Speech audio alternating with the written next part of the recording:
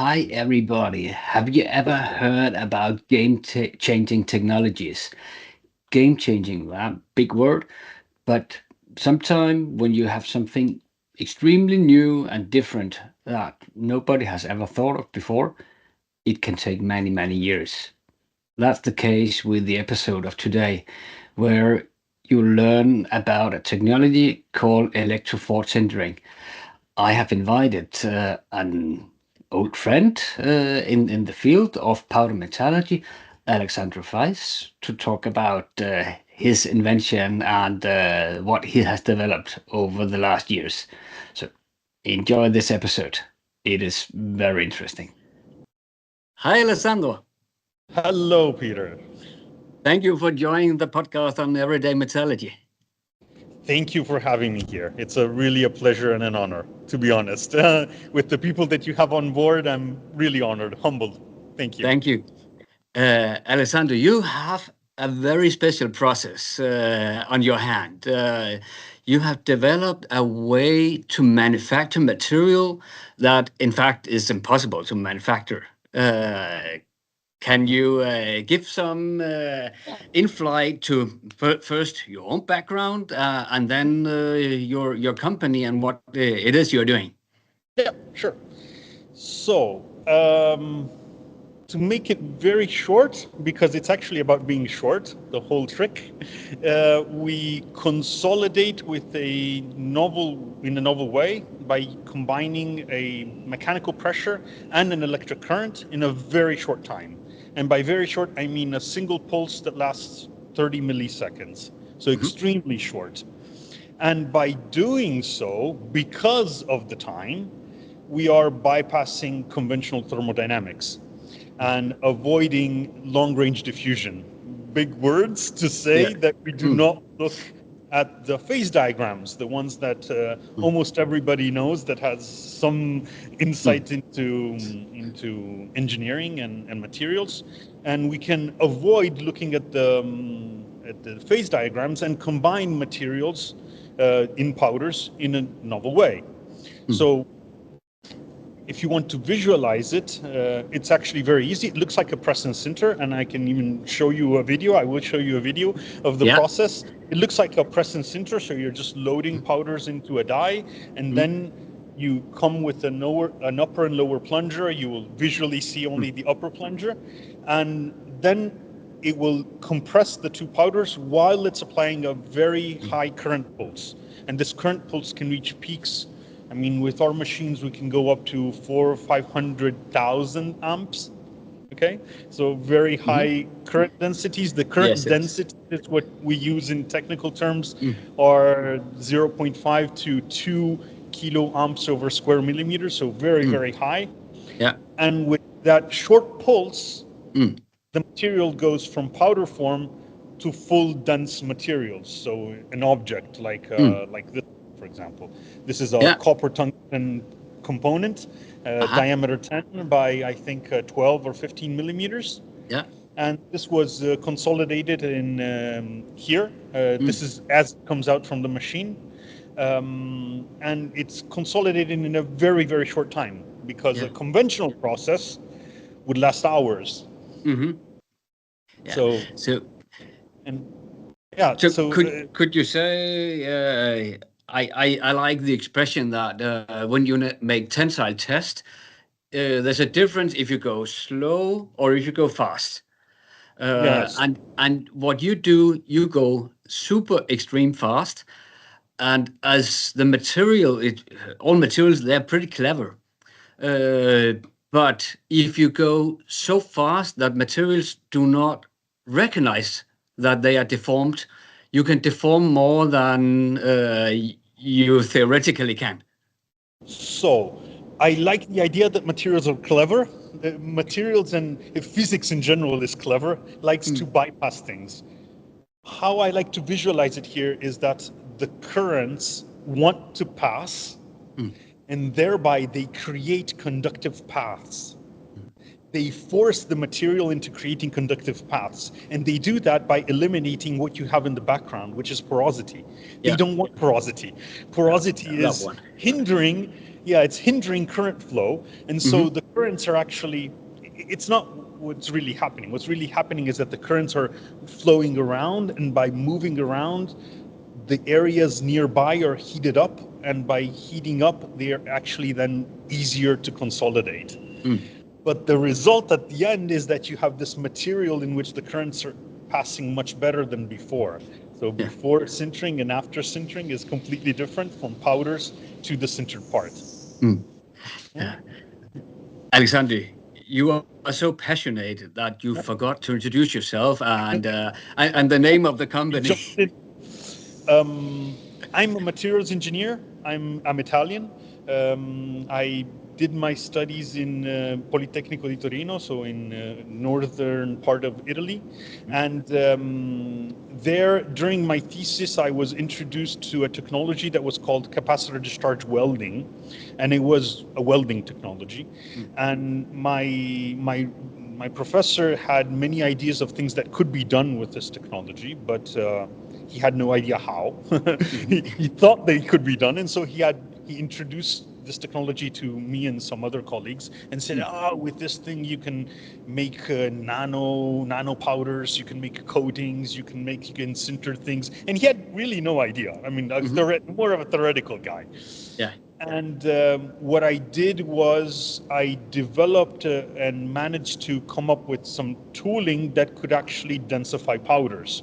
Mm. So this is where it all started. And it started from my thesis that was named Sinterizzazione a scarica capacitiva, which is capacitor discharge sintering in Yeah. Italian. Yeah. And then I did a PhD on this technology in which I dug much deeper for 3 years. My professor wanted me to produce nanocrystalline materials because if you're reducing the time to densify, then you Mhm. can produce nanocrystalline materials. Yeah. Yeah. And I worked on those as well. But my Mm. thesis was again focused on this technique because when I found out about what I was doing, so when I figured out how it placed compared to comparing technologies, I was Mm. baffled. And I said, okay, I got to use this. Somebody has Mhm. to use this Yeah. and use it industrially to produce things Mm. because normally it takes hours. In the best competing technologies, it takes half an hour to densify a part. Mm. Yeah. Whereas here, it's that discharge of 30 milliseconds. Mm. So during my PhD, I went to the local incubator and we began discussing. They understood what I was doing, and so they helped me out Mm. creating a company. I found a co-founder, which was an engineer also, but in management engineering. And we managed to find funds to Mhm. start off the company. Yeah. And with those initial funds, we went on for the first years, also financed by customers that were Mm. interested in testing this technology and developing in new areas. And then, well, companies are not made only of technologies, they're mostly made of people. Huh? Yeah. Is that incredible? But it's completely true. You can have a company made of people that's selling components and just doing commercialization Mm. and has huge profits, and companies that have huge technologies but not the right people will not emerge. Yeah. So in my case, I had to go through this process and start Mm. almost from scratch. Mm. We reached even 4, 5, 6 people, but then went back down and started from zero. And so I was left alone and started off alone again. It's a Yeah. long path, the one of Mhm. the startuppers. Mm. And through that path alone, I started manufacturing even parts. I was manufacturing diamond abrasives for stone cutting. Okay. And while doing this manufacturing, this lasted a year, Mm. I started to engage with novel people. So I hired the first person again, Mm. starting from scratch, that helped me out with the manufacturings. And then we had COVID, which was so nice Mhm. for everyone. It wasn't. Oh It no. was a very difficult moment.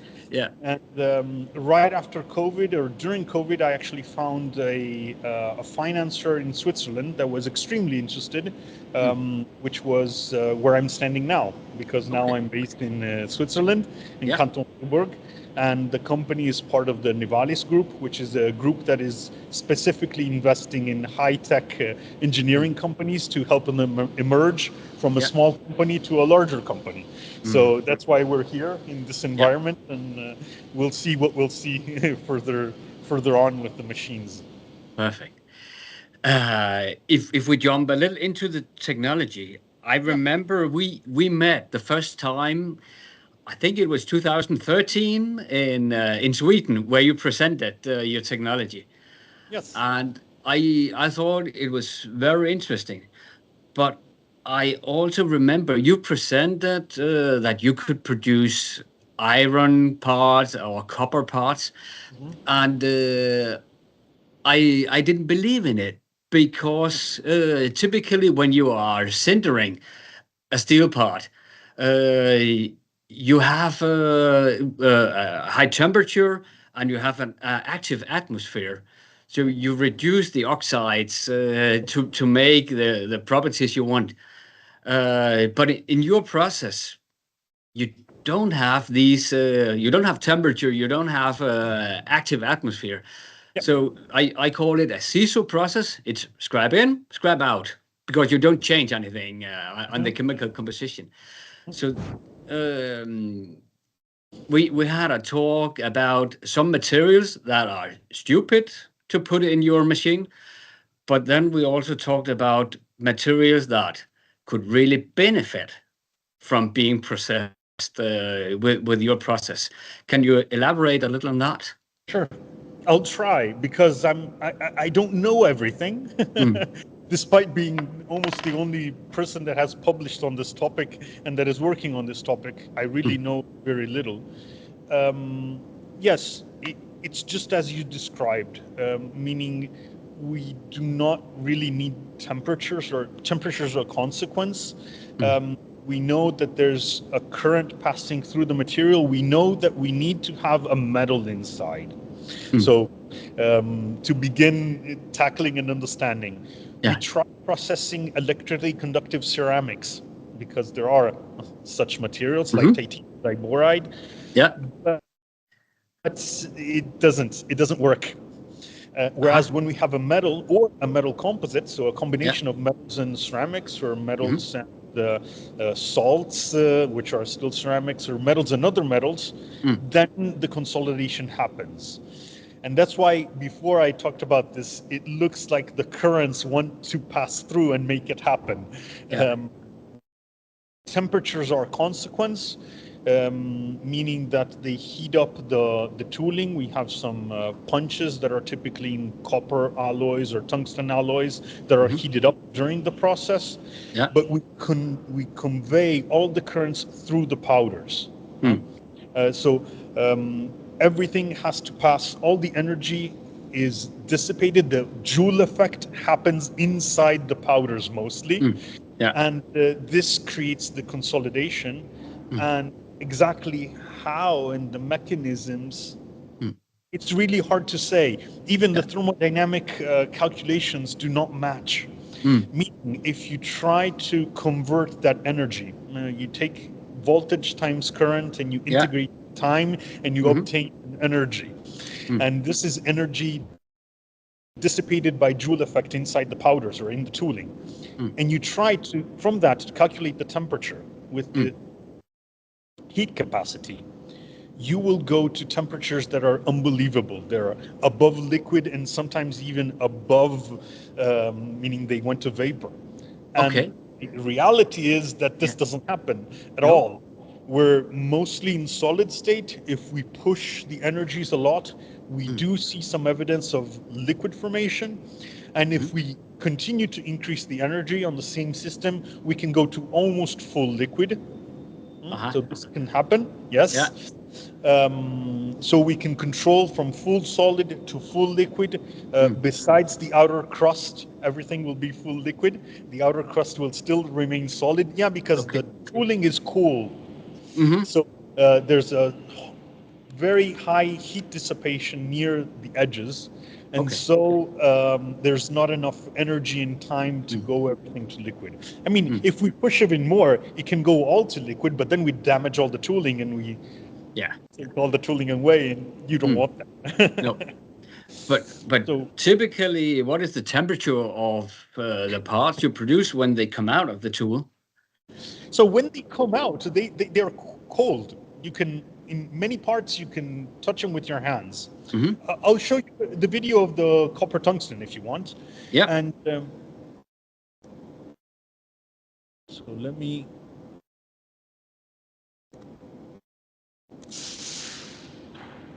Yes. You see this? Yes. Okay. So this is, as you see, conventional loading. So Yeah. you're just loading the part is quite big, so you have to load for a while. Okay. You see powder accumulated. Here it Yeah. goes. This is the process. You don't see much. You don't see anything. Mm. It densified, and now the part's coming out, and we have the Yeah. pick and place taking out the part. And that's it. Yeah. It's. I could hear a sound. Yes, it's a Like. slight bump. Yeah. Yep, exactly. But that's it. Yeah. So you see the process is, you don't really notice, and it looks like a conventional, let's say, PM process Yeah. in which you're pressing and sintering. And it Mm. looks like a pressed part, but the parts are actually fully dense and with good mechanical properties. Huh? You hear? Yeah. Pump? Yeah. Yeah. That's it. Mm. Okay? Yeah. So, Fantastic. Yeah. so not easy to understand even for the academic world. Mm. I tried talking with professors that dealt with fast SPS. I think you've Hmm. heard of this technology, Yes. field-assisted sintering techniques, and SPS is Hmm. Spark Plasma Sintering. And when I Yeah. said I'm densifying with that 30 milliseconds, they had no way, no, Yeah. not possible. So Yeah. I I had think SPS is typically 10-15 minutes. exactly Yeah. minutes. So I Mm. had to send samples. I had to show the videos. I had to Hmm. have them come over. Even just recently, last year, we had the Yeah. whole fast SPS community of Europe come Mm. over and see the machines.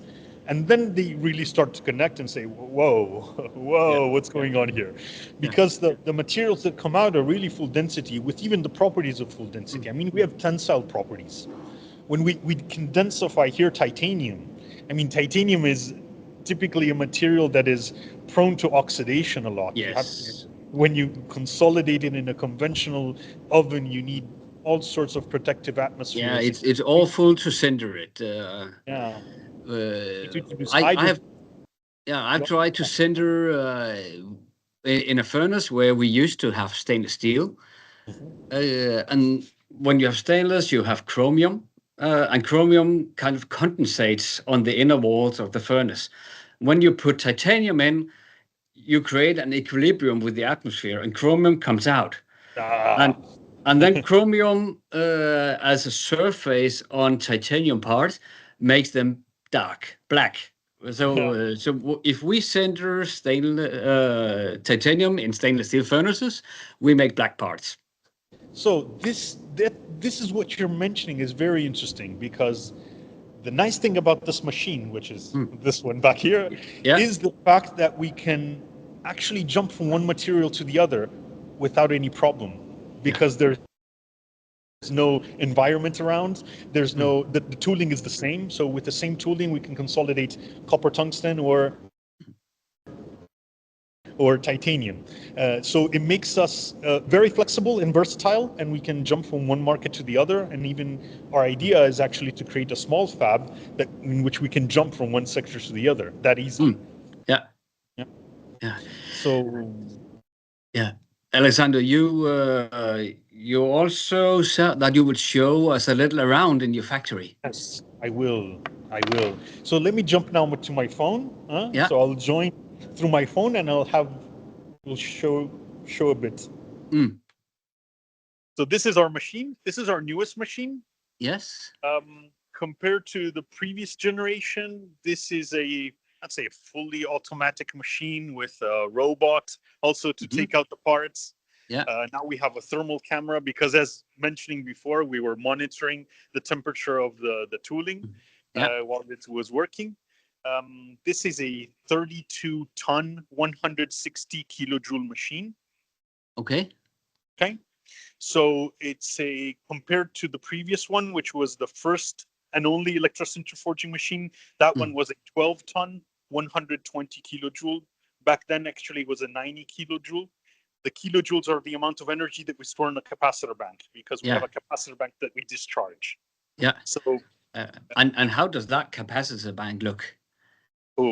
Is it just a big pile of capacitors?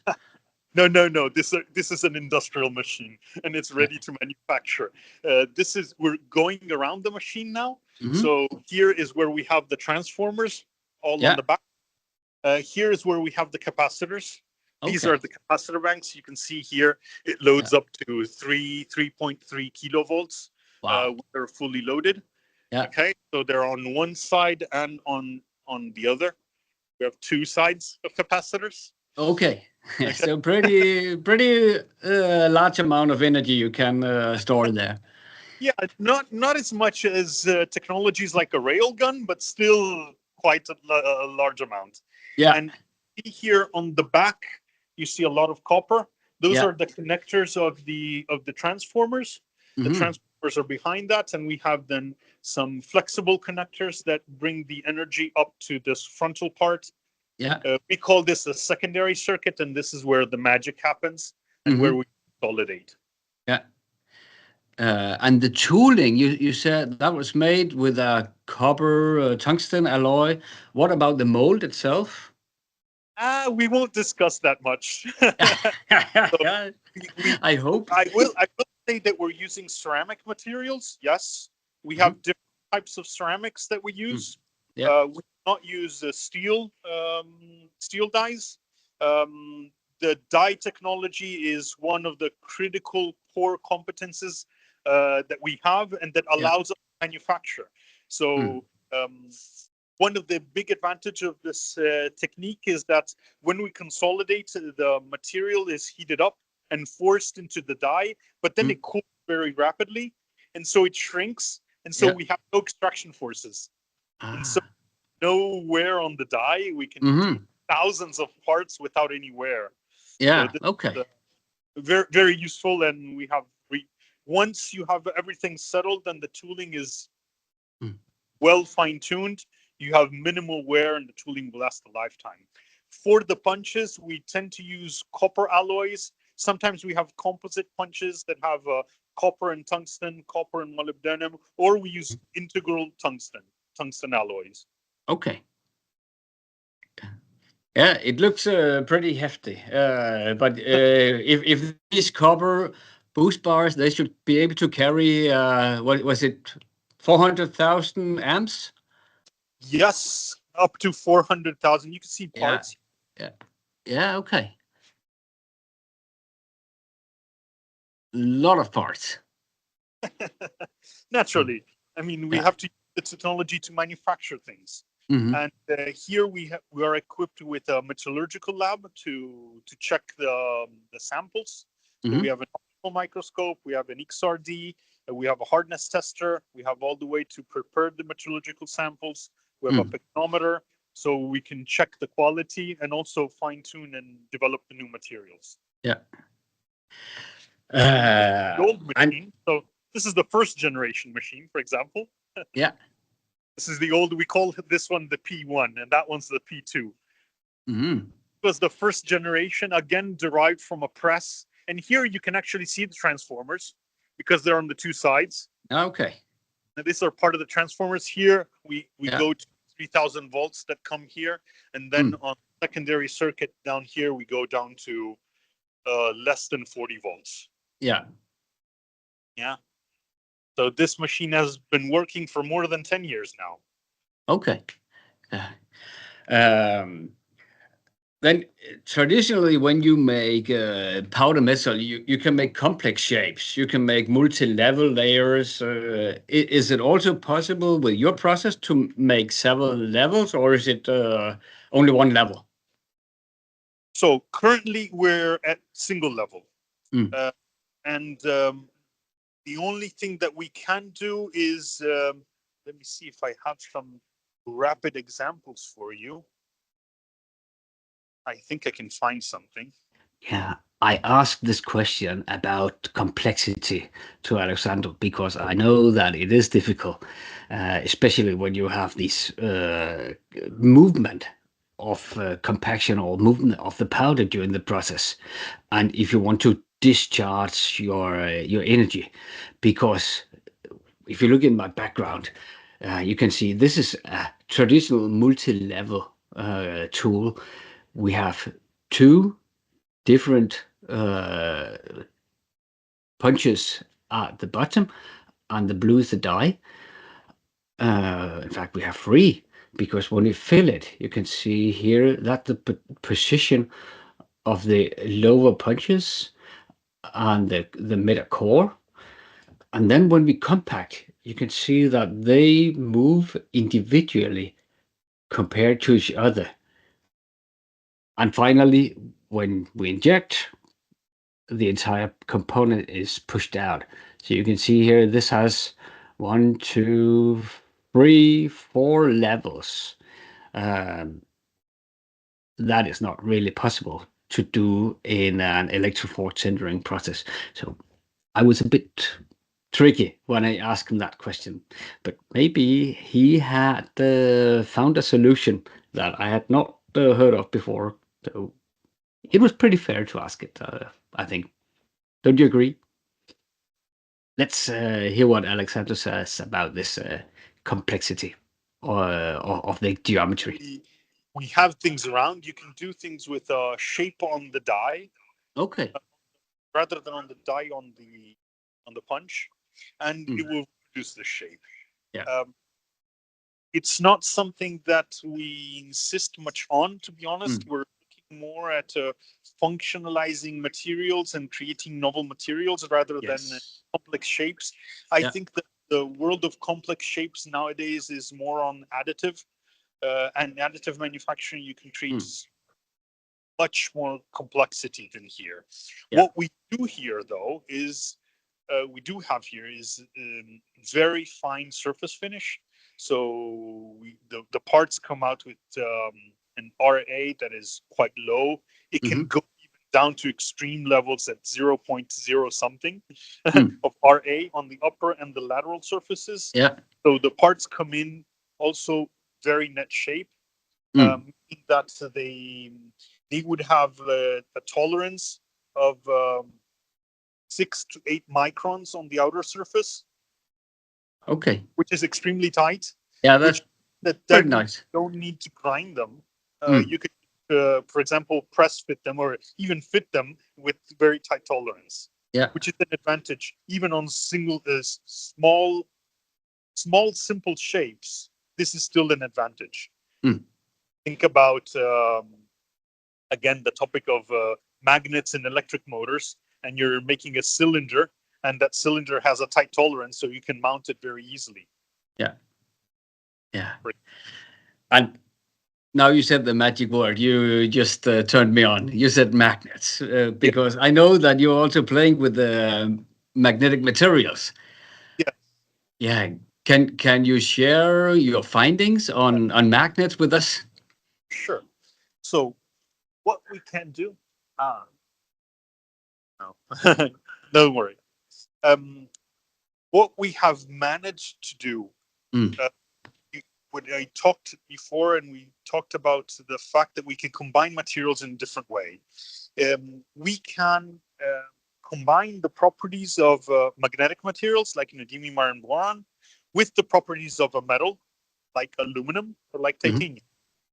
And we can densify what we call a metal magnet, which is a combination of a metal like titanium Yeah. and magnet, thereby producing a magnet that will survive impact Hmm. and will be plastically deformable.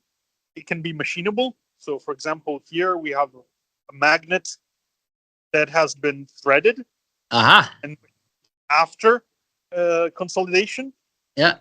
and this in this case it's an aluminum magnet. Yeah. Let me find. Yeah. How many percentage of So aluminum do you have in it? you see this. Yeah. Sorry, threaded magnets. Mm. Actually, here we have even a person that is machining a magnet, and this is what he's doing. This is on a titanium magnet here. Yeah. And you were actually grinding the surface, right, to make it a bit more polished. Mm. Sure, show the results here. Yes. So we show you some titanium magnets. Yeah.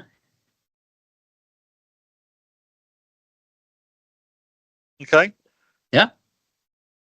And these actually survive impact, a very big impact. And we can even show this to you. Mm. Would you like to show directly with the hammer? Uh-huh. I have to wear glasses as well. True. Thank you. So I will wear glasses. Yeah. Good idea. Okay. So You can see this is a magnet. Yeah. this is the titanium magnets. Now Mhm. he will hammer on it. Yeah. Okay. And it just jumps around. Yeah. And if you do the same thing with the neodymium magnets, do we Yeah, even now? it will We break have in one. 1,000 pieces. Okay. This is a neo magnet. Yeah. Yeah. Well, You see? That's a yeah. normal neo magnet. That's just how Yes. neodymium magnets behave, huh? Mm-hmm. So we're functionalizing titanium with neodymium iron boron. Yeah. And How much titanium or aluminum do you have in it? we can do any percentage we want. Mm-hmm. So we can go to, I don't know, 10% in volume of neodymium iron boron, but we can go even up to 80%. And the sweet spot that we have found for the machinability is actually around 50%. So Okay. above 50%, machinability becomes more of an issue. Yeah. It still has a higher impact resistance, but Mm. machinability then is a bit less Yeah. or even absent. Mm. Whereas below that, even for percentages like 25 to 30%, you even have a lot of corrosion resistance because you're actually benefiting from a continuous matrix of titanium. Mm. So you gain all the benefits of that, and you have still a magnetic material. It will naturally not have the same magnetics of a full dense neodymium, No. okay? Mm. But we still have the magnetics of a ferrite, or even better. Yeah. Meaning that we have coercivities that are up to 1,400 kiloamps over meter. Mm-hmm. So very consistent, Yeah. with the BR that is now around 400, 430 Mm-hmm. millitons. Yeah. Yeah. That's In pretty the good. future, we might even improve that, but still, I mean, it's an impact resistant ferrite, if you Yeah. want, Yeah. with the extremely high coercivity. So, Yeah. Yeah. Yeah. A lot higher coercivity. yes. Yeah. Yeah. A little nerdy question. Sure. The powder you use for the magnet. Yes. Typically, when you make magnets, you can make isotropic magnets Mhm. that are made in the get casted material, small flakes, typical under eutectic in the neodymium phase. And then you can make the anisotropic that are very fine, extremely fine, and you have to keep the powder in protected atmosphere. But then you can make it anisotropic and pretty high in BR. What is your raw material in this process? So, to make the metal magnets, we like to work with another type of powder that you haven't mentioned, which is flakes. Mm-hmm. And the flakes that are, when neodymium iron boron was born, you talked about it in one of your previous interviews. Yeah. There were two main families. One is the sintered magnets, and the other one Mm-hmm. is the, say, injection or plastic magnets. Yeah, the that bonded. evolved to the hot press magnets from the bonded. So a specific grade of flakes for the bonded magnets has been used to make hot press magnets, which are still Yes. full density. And Yeah. we love to use these because they are quite stable in air. We Yeah. like things that we can manage easily and that we don't have to worry too much about oxidation problems. So for the metal magnets, we like to use the isotropic flakes that are typically used for either plastic magnets, because we can do them even with those, or the ones for the hot press magnets. Okay?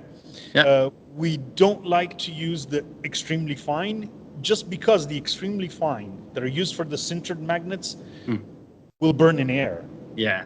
by themselves. You just look at them.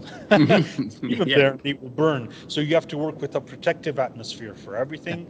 And the concept of working with the single grain anisotropic powders is very different from this that we're doing for the metal magnets, which does not mean that we cannot consolidate that.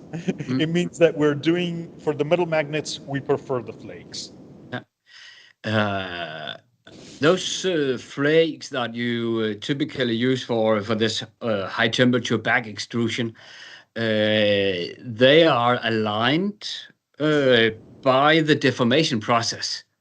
So So if you it's want, a deformation alignment process. yeah. Does your magnet also align in the compaction process? So that's a good question. It's a very good question. During the e-forging process, we call it Electro Sinter Forging or e-forging, Yeah. there is a bit of alignment and compression. And we do see a slight anisotropization just coming from the processing, Yeah. but it's very light. Okay. We can also make anisotropic, but you have to start from anisotropic powders or anisotropic flakes, and you have to align before. But that's a different topic if you want. Yeah. Okay. We are not inducing a strong anisotropy now with that single shot discharge that you have seen before. Yeah. So it is almost a perfect isotropic magnet. Yes, Yeah. yes. Mm-hmm. Dense. And the same that we do with the metal magnets, we could also do without the metal. So we can also create fully dense isotropic magnets, starting from the same flakes. And this is also partially interesting. I say partially because then you go into the economics of magnets, which is a whole big chapter, and it has to do with different countries and the way they produce. So Yeah. we tend to keep out. We Mm-hmm. prefer to work on something that is rather unique and that can't be made with any other procedure, like the metal magnets. Yeah. An impact resistant magnet is a tough magnet that can survive in any environment, Yeah. even for extreme situations for an engine, in which nowadays you have to use other ways. So you Yeah. either encapsulate entirely the magnet, for example, or Yeah. you have to, even if you coat it, or you use rubber all around in order to protect it, or you just put it in something which, even if it breaks, it's fine. Yeah. Then it's about covering it and adding additional costs and adding additional engineering efforts. Yeah. So So how is corrosion resistant of a 50-50 magnet like the one you showed with the hammer? yeah, so with the 50-50 magnet, I would say that in normal everyday use, if you're using it even in contact with your hands, so like a fridge magnet, no issue. We don't see traces of corrosion even after a long time with both the aluminum magnets and the titanium magnets. I would say that in an extremely corrosive environment, in which there's, for example, a lot of water going in and certain amount of ions that would attack, then it could be problematic and you need to go down to lower percentages. Okay. Things like more towards the 40%, 35 to 40%, then you create a completely, after you have eliminated from the corrosion the neodymium iron boron on the surface, then you have a matrix, a metal matrix that will protect whatever is below. Okay. So after the first layer is off, you're good to go. Yeah. Yeah. I a talk with Jose Torralba, the professor from Madrid, on high entropy alloys, and we talked about this developing multifunctional materials, Yeah, and that is just what you showed there. That was a multifunctional material, so yeah. it's coming now. It's It's not coming. only a future. And in theory, what could be done is also creating a structural element in which the amount of neodymium iron boron is very low, like 10%, Yeah. but it still retains and can be magnetized. So you can use the structural element as a sensor. Yeah. Or as a structural element, and you evaluate its properties and its behaviors while it's working, because it's a magnet as well. Yeah. Yeah. So really functionalization. And Yeah. we can do that not only with magnets, we've done that with a very strange new material that will likely come out in the future, which is a phosphorescent metal. So we can combine a phosphorescent ceramic with the Yeah. metal and obtain the mixed properties. Typically, phosphorescence is something that comes from a ceramic where you apply a paint, Yeah. for example, for watches. We can combine the two, and so in the daylight, it looks like a metal, but when you turn the light off, it's actually glowing in the dark. Wow. And has the intermediate properties of both. Yeah. Fantastic. This is part of the magic of what I mentioned before, the high-speed processing. We're going to such extreme speeds that you do not have time for atoms to arrange as they would like to with the conventional processes. Yeah. Yeah. So if I look at it from the perspective of this podcast, everyday metallurgy, how could this affect people in their everyday life? Yeah, this is also another very good question. Surely not by creating just a novelty that you're influencing people's lives. But what we have not talked about with this procedure is the high impact on the sustainability, because we can actually reduce the energy that is used. As you've seen, we're loading a capacitor bank and then delivering only to the part. So Yeah. we're not heating up a large area. We're not heating up an oven and keeping it hot. And this allows us to reduce the energy that's used to produce parts by large amounts. Compared to a hot press, we're reducing by 97%. So how can this impact? Yeah, we're reducing the total energy to produce parts. Yeah. We're making, we work, for example, also in gold, luxury. We manufacture gold to full density Yeah. with very fine microstructural properties because we have a very fine homogeneous grain, better than the microcast or the cast material. And in gold, we have a big advantage. We can reduce, just like conventional powder metallurgy, we can reduce the amount of gold that you need to invest in to create a part by even 50%. So you're reducing the cost, you're reducing the energy impact, because that cost is actually also energy. When Yeah. you have to create a large slab of gold to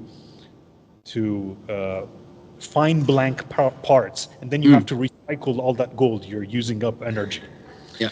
With our manufacturing procedure, yes, you have to produce powders, which is still a casting, sort of, to go to Yeah. liquid, but then you're using a much lower amount of gold to produce your part. And the machining efforts afterwards are reduced by a large part.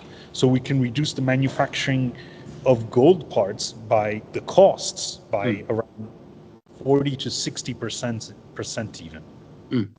Okay. That's How for can, luxury or for electronics. for jewelry, for Yeah. watchmaking, these are all areas in which such a thing, like this is a copper ring. This Yeah. is how it comes out from our machine. Yeah. So very fine surface finishing.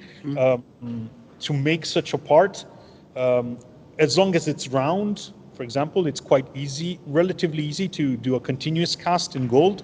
But when you start changing the shape, for example, if you're creating a part for a watch and it has a square section, Yeah. then it becomes much more difficult, and you have to cast it full and then machine everything. So you're reducing the costs and the energy employed, which is what actually we strive for nowadays. Everybody's looking for sustainability, or at least in words, many are. Yeah. Sometimes even in action. We see it especially in areas where energy is a big thing. And the energy impact on manufacturing is big. And Yeah. gold is one of these.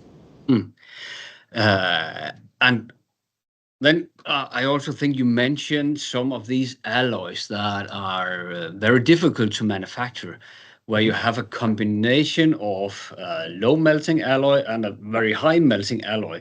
They can be very difficult to manufacture with traditional methods, but they are possible with your process. Yes, they're relatively easy. So can I share something? Yes, of course. I would like to show you things. Let me full size. Yeah. So what I was mentioning before here was the issue of the sustainability. This is something that came in discussing a lot with the fast SPS community that we mentioned before.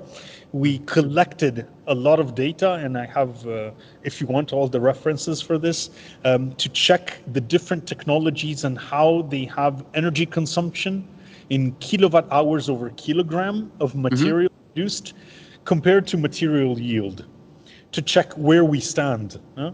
And you see that like forging, casting, and blanking, they have a very low energy consumption, but the material yield, as we were mentioning before, is not that high. Hot isostatic pressing, fast SPS has a high material yield, but a very high energy consumption. And additive manufacturing on this is not nice at all, because you're using laser, and the amount of heat that you deliver is very high. Here we stand down here. Yeah. So very high material yield, can be even very low energy consumption with very high material yield. This is the extreme. Naturally, we can also go down to here. Just a mention on the sustainability. But on the topic that you mentioned before, which was the materials, this is a schematic of the type of materials that we can work with.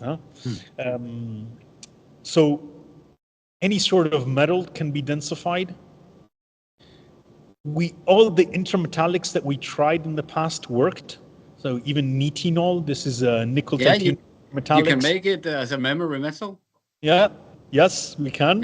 Yeah. Yeah. Both the superelastic, we worked more on the superelastic in the past, where all chip memory, Yeah. gamma titanium, and all sorts of magnetic materials. And then when you mention what you were saying before, the metal matrix composites. Yeah. And what we can do is we can combine like high melting point ceramics, carbides and nitrides, but also,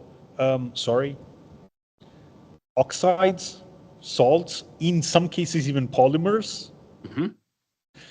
and then all sorts of metals, one metal to the other. So an aluminum tungsten, we can densify it. Yeah. So a completely different melting point. Yeah. We can do that. We can combine metals in a completely different way. This is it's opening a bit the creativity of a metallurgist, if you want, or of a Yes. material scientist to create novel things. Yeah. And are there any applications for these strange materials?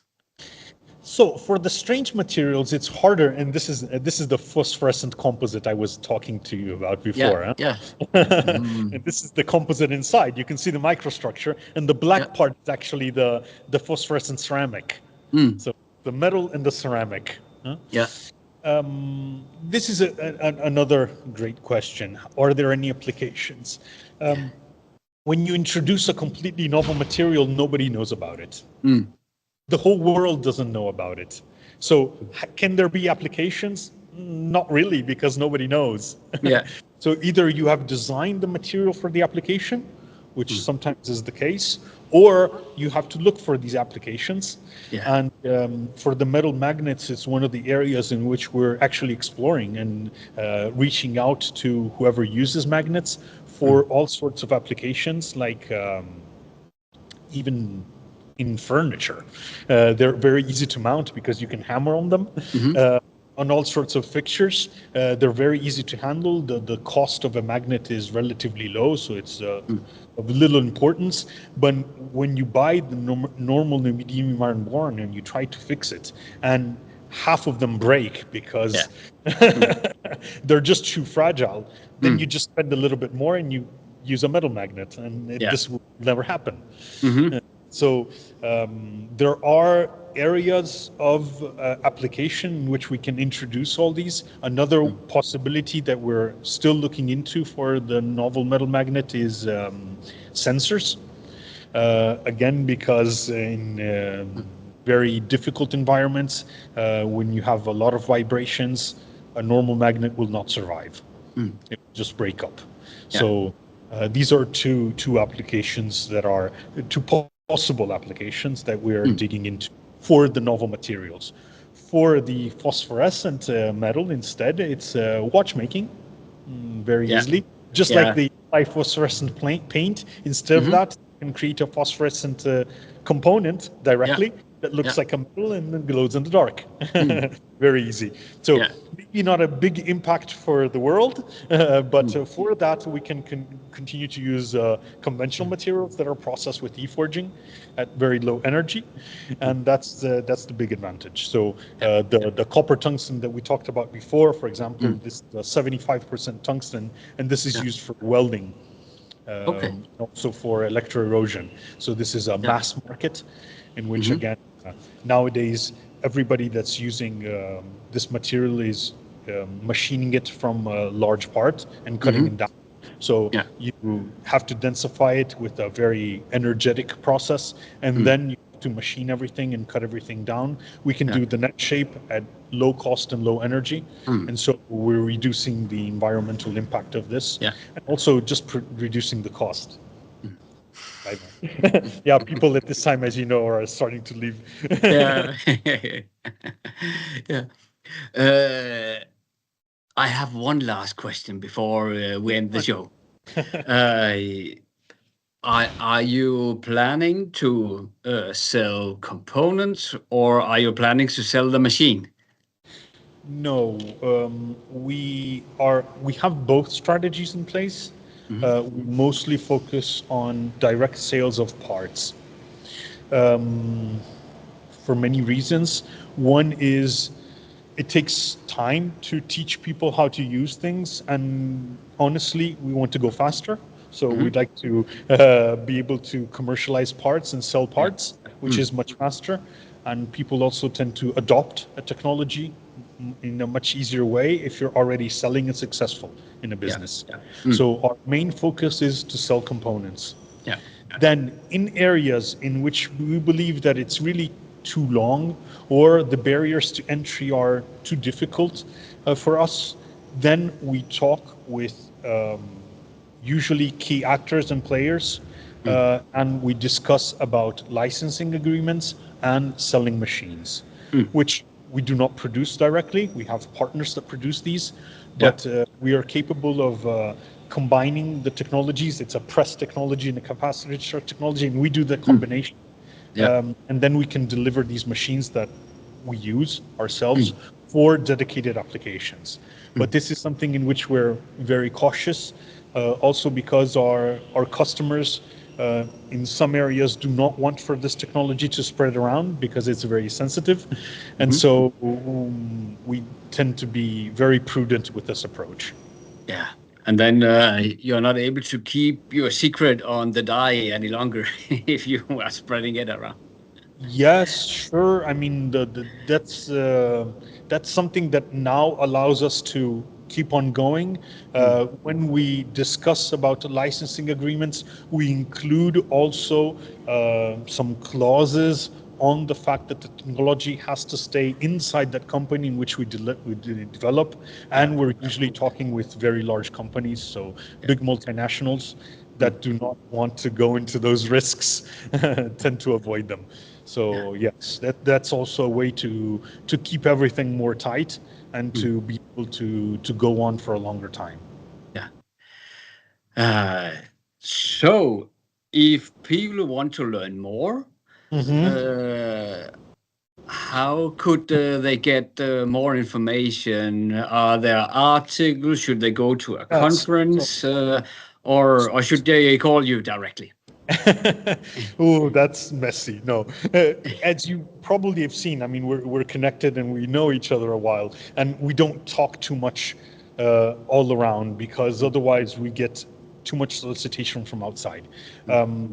We focus a lot on different applications and work on those and reach out when we develop a focused application. But if somebody's curious, I'm the main scientist that has written papers on this technology. So there are even open papers around that I have written. So you can just Google up my name and you will find all my publications. Some are open and there are reviews of the last 10 years of work in which you can understand a bit more. A lot more. I like to be very open. There's even a chapter on a book on comprehensive materials technologies on Elsevier that came out, I think, at the beginning of this year that I wrote, in which I go much deeper into it. So I like to divulge information to whoever wants to read it. So it's all out there. Then we have our website, which is now in being updated. So in the next 2 or 3 months, we will come out with different websites for different areas of application to make direct sales through that, but also a revamped website of Epos in which we'll talk about the technology. But I mean, if you're here and you're listening to Peter, everyone, I think you're going to read the papers. It's better. Just go find the papers. You'll find much more information there. And then if you have a really deep technical question, you can really mail me and I will answer. I usually answer to everybody. So that's also available. Perfect. We can post the references in the comments on the YouTube channel. Sure.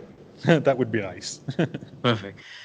Thank you very much, Alessandro. I really enjoyed it and I loved you showing around. It's the first time I've been on a phone following in the process of a factory.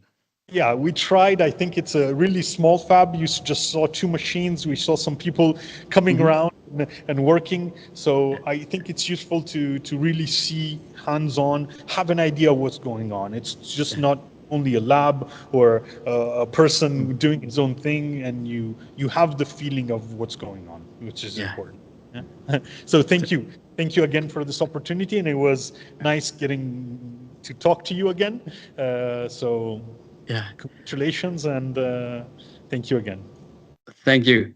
See you. See you. Wow, what an episode. I really hope that you enjoyed it and you learned a lot. Maybe you have moved your thoughts of thermodynamics and what is possible with metallurgy, because Alexander showed that it is possible to mix aluminium and tungsten, something that is so different that you cannot do it with traditional metallurgy. If you want to learn more, I'll post some of the references Alessandro has made in the notes below this video. But I would also strongly encourage you to follow this podcast on YouTube, give a comment, like it, share it with your friends, or don't share it if you want to be the only guy who knows what it is. But if you share it, I am sure that we will broaden the know-how of metallurgy to a lot more people than just you and me. Thank you for following.